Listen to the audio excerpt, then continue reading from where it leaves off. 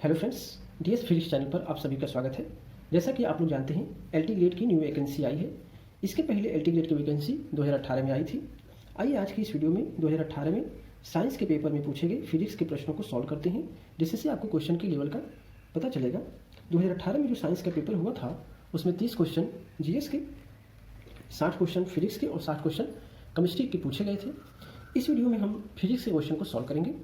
ठीक है, तो पहला क्वेश्चन है, two long current carrying wires are kept parallel at a distance 2r। ठीक है, तो दो करंट कैरिंग वायर्स है, यहाँ पे first wire second wire, two long current carrying wires है और उनके बीच की डिस्टेंस कितना है, 2r है। और उसमें जो करंट है, if currents i and 2i respectively are flowing in the same direction. ठीक है, फर्स्ट वायर में कितना करंट फ्लो कर रहा है i और सेकेंड वायर में कितना कर रहा है 2i, और डायरेक्शन क्या है, दोनों करंट की सेम है, दोनों अपवर्ड डायरेक्शन में करंट है, flowing in the same direction. The result in magnetic field B at mid point between two wires each. आपको क्या फाइंड आउट करना है, इन दोनों वायर के मिड पॉइंट पर, यानी कि इसके बीच के मिड पॉइंट पर हमको मैग्नेटिक फील्ड बी निकालना है। क्या निकालना है, मैग्नेटिक फील्ड बी। ठीक है, तो ये कैसे निकलेगा, पहले फर्स्ट वायर है जिसमें करंट आई फ्लो हो रहा है, उस वायर के कारण पी पर मैग्नेटिक फील्ड निकालेंगे। ठीक है, फिर जो सेकेंड वायर है उस वायर के कारण इस पी पर मैग्नेटिक फील्ड निकालेंगे, फिर नेट मैग्नेटिक फील्ड निकालेंगे। ठीक है, तो इसमें पहले करंट की डायरेक्शन के आधार पर मैग्नेटिक फील्ड की डायरेक्शन निकालनी पड़ेगी। ठीक है, तो मैग्नेटिक फील्ड की डायरेक्शन कैसे निकालते हैं, उसके लिए क्या अप्लाई करेंगे, राइट हैंड पाम रूल, दाएं हाथ की हथेली का नियम। उसमें क्या होता है कि थंब को क्या करते हैं, करंट की डायरेक्शन में, करंट किधर है, ऊपर है, तो थंब को क्या करेंगे, करंट की डायरेक्शन में कर लेंगे, और जो आपका जो फिंगर है उसको ओपन करेंगे जिस पॉइंट की तरफ निकालना है। तो किधर निकालना है हमको, पॉइंट पी की तरफ निकालना है, तो उधर कर लिए। तो हथेली के लंबवत जो धक्का देने की दिशा है वो मैग्नेटिक फील्ड की दिशा होगी।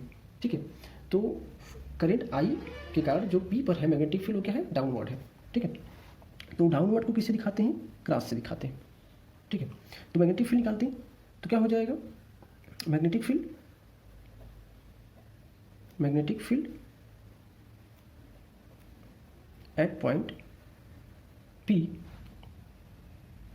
Due to current I. ठीक है, तो मैं लेते हैं क्या है, B1 इक्वल टू क्या हो जाएगा, mu not I upon 2πr। ठीक है, करंट आई और डिस्टेंस क्या है, r। ठीक है, ये क्या है, फर्स्ट इक्वेशन है, इसको फर्स्ट इक्वेशन मान लेते हैं। और इसमें जो मैग्नेटिक फील्ड की डायरेक्शन है क्या है, वो डाउनवर्ड है, यानी कि inside the plane of paper है, inside the plane of paper, inside the plane of paper. ठीक है, अब जो ये वायर है सेकेंड वायर जिसमें करंट 2i फ्लो कर रहा है, इस वायर के कारण पॉइंट पी पर मैग्नेटिक फील्ड। ठीक है, तो पहले इसकी डायरेक्शन निकालते हैं। डायरेक्शन क्या करेंगे, थंब को किधर करेंगे, करंट की डायरेक्शन में थंब कर लिए, और फिंगर को ओपन करेंगे किधर, जिस पॉइंट पर मैग्नेटिक फील्ड निकालना है उस पॉइंट की ओर अपने फिंगर को ओपन करेंगे। ठीक है, तो पी की तरफ ओपन कर लिए, तो हथेली के लंबवत आप धक्का दीजिए ऊपर की तरफ, तो क्या हो गया, मैग्नेटिक फील्ड की डायरेक्शन। तो 2i जो करंट है उसके कारण जो मैग्नेटिक फील्ड है वो क्या हो जाएगा, अपवर्ड, यानी कि outside the plane of paper. तो क्या हो जाएगा, B2 वाले, तुम क्या है, B2 म्यू नॉट, करंट कितना है उसमें 2i बटे 2πr। ठीक है, ये क्या हो जाएगा, सेकेंड इक्वेशन, ये क्या हो जाएगा, outside the plane of paper. ये क्या हो गया, outside the plane of paper. ठीक है, नेट मैग्नेटिक फील्ड पी पर क्या हो जाएगा, B इक्वल टू, ठीक है, एक inside the plane of paper है, एक outside the plane of paper है। ठीक है, तो दोनों में से मतलब कि सब्ट्रैक्ट करेंगे इसको, तो क्या हो जाएगा, net magnetic field B equal to B1 minus B2। ठीक है, तो B1 कितना है, म्यू नॉट आई बटे 2πr माइनस B2 कितना है, 2 म्यू नॉट आई बटे 2πr। ठीक है, तो ये कितना हो जाएगा, माइनस का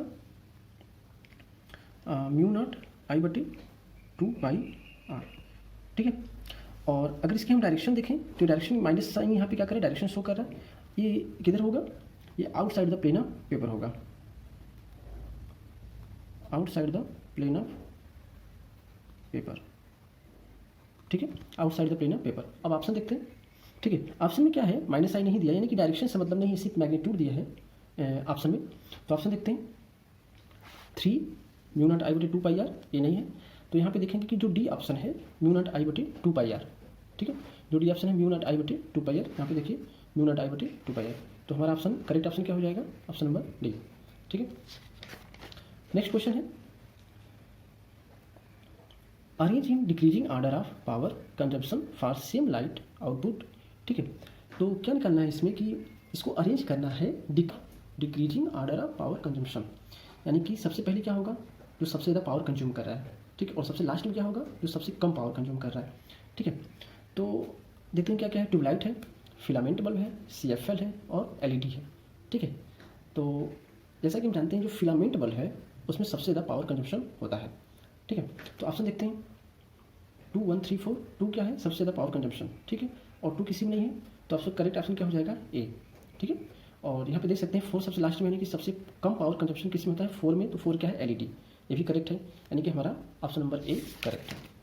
नेक्स्ट क्वेश्चन देखते हैं ए 220 volt alternating source is connected across a pure 0.75 Henry inductor, ठीक है। What is the power loss in it if frequency of source is 50 hertz, ठीक है। तो अगर इस क्वेश्चन को ध्यान से पढ़ेंगे तो इसको सॉल्व करने की जरूरत नहीं है, आप डायरेक्ट इसका आंसर टिक कर सकते हैं। इसमें क्या बोला गया है? प्योर इंडक्टर है, प्योर इंडक्टर। प्योर इंडक्टर का मतलब इसमें कहीं रजिस्टर नहीं है, ठीक है। तो अगर जब किसी सर्किट में रजिस्टर नहीं है तो उसमें पावर लॉस 0 होगा, उसमें कोई पावर लॉस होगा ही नहीं। तो इस सर्किट में कहीं भी रजिस्टर नहीं है तो पावर लॉस कितना होगा? 0 होगा, ठीक है। अगर इसी तरह क्वेश्चन में बोला होता कि एक सर्किट है जिसमें प्योर कैपेसिटर है, ठीक है, तो उसमें पावर लॉस कितना होता? 0 होता। या अगर कैपेसिटर और इंडक्टर दोनों होता तो भी पावर लॉस कितना होता? 0 होता। जब तक उसमें रजिस्टर सर्किट में नहीं होगा तब तक पावर लॉस 0 होगा, ठीक है। तो इसको सॉल्व करने की जरूरत नहीं है, आप ऐसे ही टिक कर सकते हैं, ठीक है। नेक्स्ट क्वेश्चन है which one of the following is not correctly matched, ठीक है। इसमें से कौन करेक्टली मैच नहीं है, ठीक है। तो पहला है del cross C equal to minus del B by del T, ठीक है। तो क्या फैराडे लॉ है? हाँ, ये फैराडे लॉ है, तो ये करेक्टली मैच्ड है, ठीक है। Idea of displacement current was given by Maxwell, क्या ये करेक्टली मैच है? हाँ, ये भी करेक्टली मैच है, ठीक है। Lenz law is consequence of the law of conservation of energy, क्या करेक्टली मैच है? हाँ, ये भी करेक्टली मैच है। तो हमको निकालना है कि जो नॉट करेक्टली मैच्ड हो, ठीक है। नेक्स्ट देखते हैं del dot B is never 0, ठीक है। तो ये करेक्टली मैच नहीं है क्योंकि डेल डॉट बी हमेशा 0 होता है, ठीक है। डेल डॉट बी क्या होता है? हमेशा 0 होता है, ठीक है। तो ऑप्शन डी आपका इसका करेक्ट आंसर है, ठीक है। इसमें आपको क्या करना है, ये क्वेश्चन कहाँ से पूछा है? जो इलेक्ट्रोमैग्नेटिक वेव का चैप्टर है क्लास 12th में, वहाँ से क्वेश्चन पूछा है। तो उसमें मैक्सवेल इक्वेशन होता है, ठीक है। 4 मैक्सवेल इक्वेशन होता है, 4 मैक्सवेल इक्वेशन देख सकते हैं, आपको इसको याद करना है, ठीक है। क्या होता है? Del dot E equal to rho बटे एप्सिलॉन नॉट, इसको गॉस लॉ बोलते हैं। Del dot B equal to 0, इसका कोई नेम नहीं होता, लेकिन ये क्या बताता है कि जो मैग्नेटिक डायपोल होते हैं, यानी कि मैग्नेटिक जो पोल होते हैं साउथ पोल और नॉर्थ पोल, वो सिंगल एग्जिस्ट नहीं करते हैं, ठीक है। और del cross C equal to minus del B by del T, ये फैराडे लॉ है, ठीक है। और del cross B equal to mu 0 J plus mu naught epsilon naught del by del T, ठीक है। तो यही क्या है? मैक्सवेल करेक्शन होता है, जो कि ये डिस्प्लेसमेंट करंट यहाँ पे ऐड होता है, ठीक है। नेक्स्ट क्वेश्चन है which one of the following particles does not obey Pauli exclusion principle, ठीक है। तो पाउली एक्सक्लूजन प्रिंसिपल ये फिजिक्स में भी पढ़े होंगे, केमिस्ट्री में पढ़े होंगे, ठीक है। तो अगर फिजिक्स की बात करें तो ये क्लास 12 तक तो नहीं है ऑप्शन के हिसाब से। Electrons, neutron, photons, protons 12th में नहीं मिलेगा आपको, ये BSc में मिलेगा, ठीक है। या केमिस्ट्री में इसको 11th में है, ये केमिस्ट्री में आप पढ़ सकते हैं इसको। लेकिन जिस हिसाब से ये ऑप्शन दिया है थोड़ा सा BSc का ये पूछा है। तो इसमें क्या होता है कि पाउली एक्सक्लूजन प्रिंसिपल आपने पढ़ा होगा कि जो 2 इलेक्ट्रॉन होते हैं, मतलब किसी भी 2 इलेक्ट्रॉन के लिए चारों क्वांटम नंबर सेम नहीं हो सकते, ठीक है। यानी कि 3 क्वांटम नंबर L तो सेम हो सकते हैं, लेकिन जो स्पिन है वो डिफरेंट होना ही पड़ेगा उसको, ठीक है। तो इसमें कैसे पहचानेंगे कौन पाउली एक्सक्लूसिव प्रिंसिपल को ओबे करता है, कौन नहीं करता, ठीक है। तो क्या होता है कि आपके पास 2 फंडामेंटल पार्टिकल्स होते हैं, एक होता है फर्मियांस, जो फर्मियांस है फर्मियांस, दूसरा होता है बोसॉन्स, ठीक है। फर्मियांस और फर्मियांस क्या होते हैं? Half integral spin, half integral spin, ठीक है। और बोसॉन क्या होते हैं? Integral value off spin, integer value off spin, ठीक है। तो जो फर्मियांस होते हैं वो पाउली एक्सक्लूजन प्रिंसिपल को ओबे करते हैं। फर्मियांस में क्या क्या होते हैं? इलेक्ट्रॉन, प्रोटॉन, न्यूट्रॉन, ये क्या होते हैं, फर्मियंस होते हैं। ठीक है, यानी कि इलेक्ट्रॉन, प्रोटॉन और न्यूट्रॉन क्या करेंगे, पाउली एक्सक्लूजन प्रिंसिपल को ओबे करेंगे। ठीक है, बोसॉन क्या होता है, ठीक है, यहाँ पे देखिए हाफ इंटीग्रल स्पिन का क्या मतलब है कि इसका स्पिन क्या है, या तो हाफ है, या तो 3/2 है, ठीक है, या तो 5/2 है, ये इसका स्पिन है।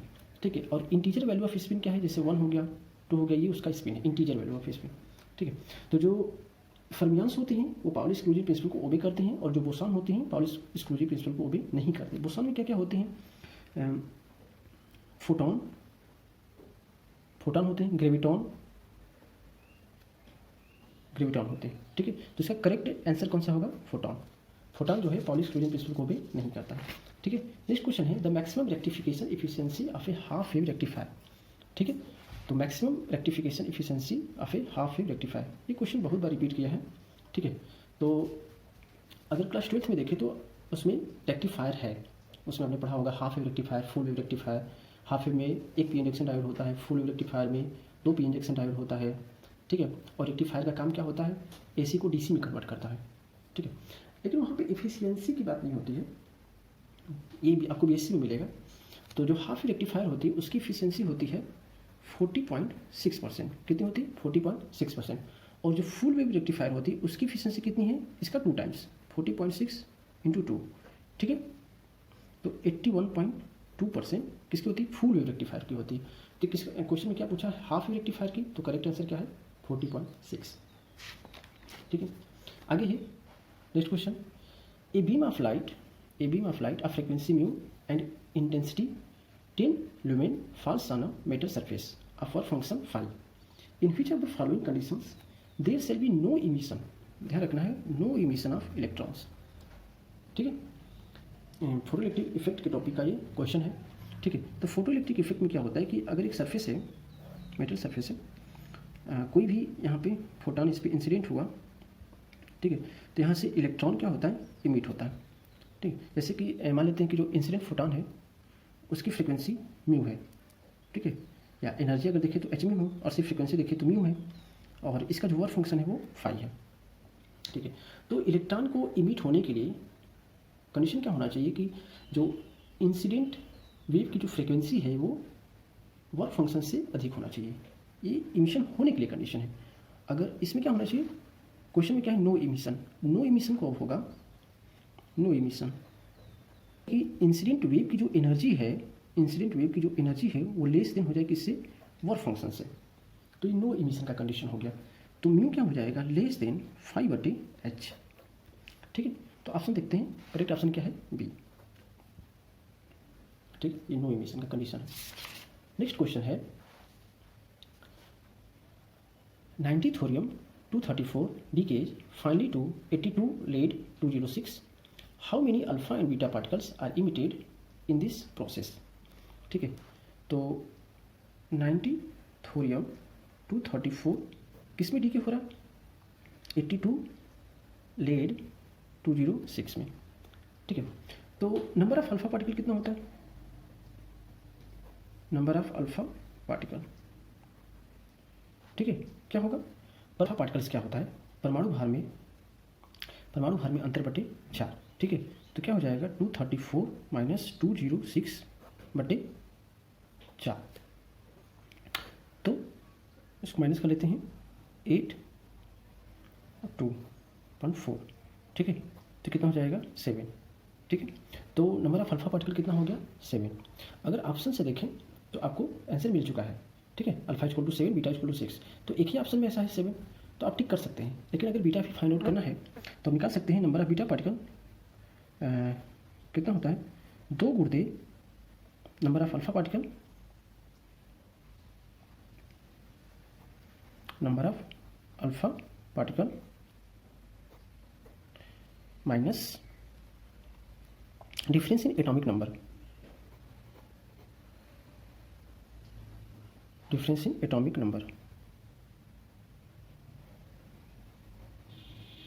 ठीक है, तो है 2 × नंबर ऑफ अल्फा पार्टिकल कितना है, 7, तो 2 × 7 minus difference in atomic number में डिफरेंस देखो 90 82। ठीक है, तो कितने का डिफरेंस है, 8 का। ठीक है, तो कितना हो जाएगा, 14 - 8 कितना हो जाएगा, 6। ठीक है, कितना नंबर ऑफ बीटा पार्टिकल कितना हो गया 6। अब क्या है ऑप्शन देखें, alpha equal to 7 beta equal to 6, तो करेक्ट ऑप्शन क्या है सी। ठीक है, नेक्स्ट क्वेश्चन है the energy of an atom और ion in its ground state is -4 electron volt, -54.4 electron volt, it should be hydrogen, deuterium, helium plus, lithium 2+। ठीक है, तो ग्राउंड स्टेट की एनर्जी निकालना है, तो एक फार्मूला होता है ग्राउंड स्टेट के लिए, एन इक्वल टू माइनस का 13.6 जेड स्क्वायर बटे एन स्क्वायर इलेक्ट्रॉन वोल्ट। ठीक है, आप अलग अलग जेड रख के और अलग अलग एन रख के एन की वैल्यू निकाल सकते हैं। तो मान लेते हैं for hydrogen Z equal to 1, और ग्राउंड स्टेट के लिए तो एन इक्वल टू क्या रखेंगे 1 रखेंगे। ठीक है, तो क्या जाएगा E1 equal to -13.6 into Z की वैल्यू क्या है 1/1, तो कितनी आ जाएगी -13.6 इलेक्ट्रॉन वोल्ट। ठीक है, तो ये तो हाइड्रोजन की है, किसकी निकालनी है, मतलब 54.4 कितनी की है, किसकी है, यानी कि -54.4 इलेक्ट्रॉन वोल्ट किसकी है, तो हाइड्रोजन की तो नहीं है, तो हीलियम प्लस की देखते हैं। ठीक है, तो E1 इक्वल टू माइनस का 13.6 इंटू हीलियम प्लस तो क्या हो जाएगा 2He4, तो जेड की वैल्यू 2, तो यहाँ पे जेड स्क्वायर है तो कितना हो जाएगा 4 बटे एन की वैल्यू 1, तो 1। ठीक, तो ये कितना आएगा -54.4 इलेक्ट्रॉन वोल्ट। ठीक है, तो यहाँ से क्या मिल गया कि ये जो -54.4 इलेक्ट्रॉन वोल्ट है वो किसके ग्राउंड स्टेट की, किस एटम की ग्राउंड स्टेट की एनर्जी है, तो किसकी है हीलियम प्लस की। ठीक है, नेक्स्ट क्वेश्चन है which one of the following is not correctly matched, जो नॉट करेक्टली मैच निकालना है, याद रखना है नॉट करेक्टली मैच्ड। ठीक है, तो देखते हैं PN junction diode rectifier correct है, Zener diode production of carrier waves. ठीक है, तो बस आगे बढ़ते हैं, ट्रांजिस्टर एम्पलीफायर ये भी करेक्ट है, photo diode intensity of light ये भी करेक्ट है। ठीक है, तो जो जेनर डायोड है वो क्या है प्रोडक्शन ऑफ कैरियर वेव्स, ये करेक्टली मैच नहीं है, क्योंकि जो जेनर डायोड होता है वो वोल्टेज रेगुलेशन के तौर पर काम करता है। ठीक है, तो आपका करेक्ट आंसर क्या हो जाएगा ऑप्शन बी। ठीक है, नेक्स्ट क्वेश्चन है a X-ray tube is operated at 20,000 volt, which of the following statement is correct. ठीक है, 0.2 angstrom wavelength will be absent, 0.5 angstrom wavelength will be absent. ठीक है, तो आपको ऑप्शन क्या दिया है 1 ओनली, 2 ओनली, बोथ 1 and 2, यानी क्या निकालना है कौन सा करेक्ट है, यानी कि ये करेक्ट है या सिर्फ ये करेक्ट है या दोनों करेक्ट है या दोनों इनकरेक्ट है, ये बताना। ठीक है, तो लैम्डा इक्वल टू क्या होता है कि 1 2 3 7 5 लैम्डा मिनिमम होता है, लैम्डा मिनिमम 1 2 3 7 5 बटे भी किस में होता है वोल्ट में होता है, और ये किस में आता है एंगस्ट्रॉम में आता है। ठीक है, ये फार्मूला होता है लैम्डा मिनिमम का।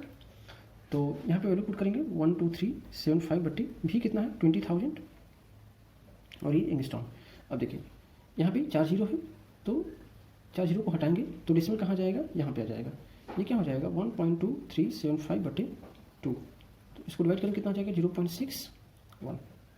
ठीक है, तो ये क्या है लैम्डा मिनिमम, यानी ये क्या है लैम्डा मिनिमम 0.61 एंगस्ट्रॉम। ठीक है, तो पहला क्या है 0.2 wavelength will be absent, correct है, हाँ ये करेक्ट है।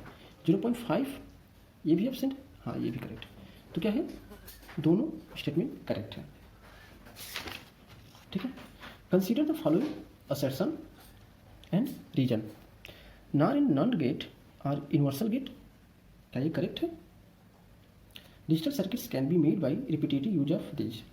ठीक है, तो हम जानते हैं कि नार और नॉन गेट क्या है वो यूनिवर्सल गेट है। ठीक है, तो ये करेक्ट है। यूनिवर्सल गेट क्या होता है, ऐसे गेट जिसका यूज करके आप बेसिक गेट जैसे AND gate, OR gate, NOT gate को बना सकते हैं, वो क्या हो जाता है यूनिवर्सल गेट होता है। तो आप नॉन गेट से नॉट भी बना सकते हैं, एंड भी बना सकते हैं और आर भी बना सकते हैं। ऐसे ही नार गेट से आप एंड, नॉट और आर तीनों को बना सकते हैं। ठीक है, तो ये यूनिवर्सल गेट है और ये रीजनिंग भी ठीक है। ठीक है, तो इसका हमने करेक्ट ऑप्शन ही लिखा है, क्योंकि इसका ऑप्शन थोड़ा बड़ा हुआ था इसलिए बस एक ऑप्शन लिखा है, तो इसका ऑप्शन नंबर 1 करेक्ट है। ठीक है, if vector R equal to X I के प्लस वाई जे के प्लस जेड के then divergence vector R is. ठीक है, तो डाइवर्जेंस वेक्टर आर निकालना है। ठीक है, तो डेल की वैल्यू कितनी होती है, del by del X I cap plus del by J cap plus del by del Z की कैप। ठीक है, तो यहाँ पे डेल डॉट आर निकलना है, यहाँ पे हो जाएगा del by del X I cap plus del by J cap plus del by del Z की कैप। ठीक है, डॉट प्रोडक्ट वेक्टर आर की वैल्यू क्या है, X I cap plus Y J cap plus Z के cap. ठीक है, अब देखिए del by del X I cap one क्या बचेगा, X plus del by del Y J cap one क्या बचेगा, Y plus del by del Z के कैप वन क्या बचेगा, जेड बचेगा। अब इसको जब डिफ्रेंशिएट करेंगे, एक्स को एक्स के रिस्पेक्ट में वन प्लस वाई को वाई के रिस्पेक्ट में वन प्लस जेड को जेड के रिस्पेक्ट में वन, तो क्या हो जाएगा ये 3। तो इसका करेक्ट ऑप्शन क्या है, ऑप्शन नंबर ए। ठीक है, नेक्स्ट क्वेश्चन है, 2 water drops of same radii are falling in air with terminal velocity v। ठीक है, 2 वाटर ड्रॉप है, ठीक है, जिनका रेडियस क्या है, स्मॉल आर है दोनों का, और ये टर्मिनल वेलोसिटी v से गिर रहे हैं एयर में। If both drops are collapsed, अगर ये दोनों ड्रॉप मिल जाए और एक बड़ा ड्रॉप बना ले, ठीक है, तो इसका टर्मिनल वेलोसिटी हमसे पूछ रहा है, इसका टर्मिनल वेलोसिटी कितना हो जाएगा। तो हमको पता है जो टर्मिनल वेलोसिटी होता है उसके रेडियस के स्क्वायर के प्रोपोर्शनल होता है। ठीक है, तो हमको बड़े ड्रॉप को निकालना है, तो बड़े ड्रॉप को पहले आपको रेडियस निकालना होगा। तो बड़े ड्रॉप का रेडियस निकालने के लिए मान लेते हैं उसका रेडियस कितना है, कैपिटल आर है, तो उसका वॉल्यूम कितना हो जाएगा, 4/3 पाई आर क्यू। और इसका जो वॉल्यूम है, दोनों ड्रॉप के जो दोनों स्मॉल ड्रॉप थे उनकी वॉल्यूम को ऐड कर देंगे तो बड़े वाले ड्रॉप के वॉल्यूम के बराबर आएगा। तो 2 × 4/3 pi R cube. Small R क्या है, स्मॉल ड्रॉप की रेडिएशन, तो 4/3 pi cancel, R cube equal to 2 small R cube. ठीक है, तो आर इक्वल टू क्या आ जाएगा, 2 की पावर 1/3 आर। ठीक है, तो जो बिग ड्रॉप है उसका टर्मिनल वेलोसिटी क्या होगा, तो v dash proportional to R का स्क्वायर। तो v dash proportional to R कितना है, 2 की पावर 1/3 आर का स्क्वायर। ठीक है, तो v डैश प्रोपोर्शनल टू 2 की पावर 2/3 आर स्क्वायर। ठीक है, तो v डैश प्रोपोर्शनल टू 2 की पावर 2/3 आर स्क्वायर क्या हो जाएगा, v हो जाएगा,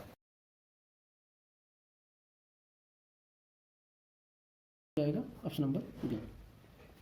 ठीक है, नेक्स्ट क्वेश्चन देखते हैं, ए cantilever of uniform cross section end of length L shows a depression del at the loaded end. The depression at the distance L/2 from the fixed end is। ठीक है, तो question में क्या पूछ रहा है कि एक कैंटिलीवर है, एक कैंटिलीवर है जिसका लेंथ कितना है, L है। कैंटिलीवर है जिसका लेंथ कितना है, L है। अब इसका जो फ्री एंड है वहाँ पे अगर हम लोड को रखें, यहाँ पे फ्री एंड पे लोड को रखें तो इसमें कितना डिप्रेशन होगा, इस तरह से। ठीक है, यही क्या है, डेल क्या है, डिप्रेशन है। ठीक है, तो एक फॉर्मूला होता है depression, del equal to W/YIJ L x² minus x³ 6 is equal to W/YIJ bracket में Lx² माइनस x³ 6। ठीक है, L क्या है, इसका लेंथ है, x क्या है, जहाँ पर आपको डिप्रेशन निकालना है, जिस पॉइंट पे डिप्रेशन निकालना है वो फिक्स्ड इंड से कितने डिस्टेंस पे है। जैसे आपको अगर फ्री इंड पे डिप्रेशन निकालना है तो यहाँ पे फिक्स्ड इंड से ये कितने डिस्टेंस पे है, x इक्वल टू L हो जाएगा, x इक्वल टू क्या हो जाएगा, L हो जाएगा। ठीक है, तो यहाँ तो अगर आपको निकालना है कि फ्री इंड, तो फ्री इंड पे डिप्रेशन कितना होगा, तो for free end x equal to L लेंगे, यहाँ पे वैल्यू पुट कर देंगे x इक्वल टू L। यहाँ जो फ्री इंड है और इसको फिक्स्ड बोलते हैं, ये फ्री इंड है, तो फ्री इंड पे डिप्रेशन कितना होगा, x इक्वल टू L। तो डेल इक्वल टू क्या हो जाएगा, W/YIJ। ठीक है, x की वैल्यू यहाँ पे रखेंगे तो L³ माइनस x की वैल्यू पुट कर देंगे तो L की power 3/6 del equal to W/YIJ। ठीक है, तो क्या हो जाएगा, W/YIJ इसको सॉल्व करेंगे कितना हो जाएगा, L³ 3।